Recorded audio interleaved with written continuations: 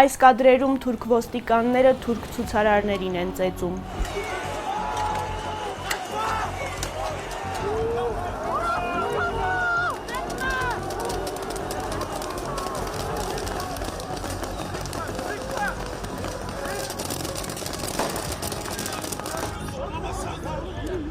Թուրքիայում արդեն մի քանի օր է ցույցեր են ու այս վիճակը, հարյուրավոր ձերբակալվածներ կան։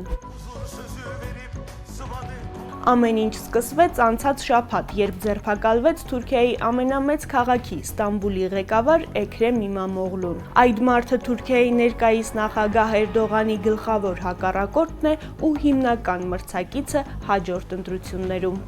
Իմամօղլուին ձերբակալել են կոռուպցիոն սխեմաների և ահաբեկչությանն աջակցելու մեղադրանքով։ Ավելի ուշ այս վերջին մեղադրանքը հանվել է, չնայած դրան Իմամօղլուն կալանավորված է ու պաշտոնից ժամանակավորապես հեռացված։ Ընդդիմադիր առաջնորդը հերքում է մեղադրանքները ու դրանք զրպարտություններ կոչում, իսկ նրա կուսակցությունը Ժողովրդահանրապետականը Իմամօղլուին արդեն առաջադրել է որպես նախագահի թեկնածու և արտահերթ ընտրություններ պահանջել։ Bu yolsuzluk operasyonu üzerinden Իսկ Էրդողանը ցույցեր է թատերական ներկայացում և փողոցային ահաբեկչություն է որակել ու հայտարարել չեն թողնի, որ հասարակական կարգը խախտվի։ Իսկ այսպես ասած հասարակական կարգը Թուրքիայում վաղուց այս ուժգնությամբ չէր խախտվել։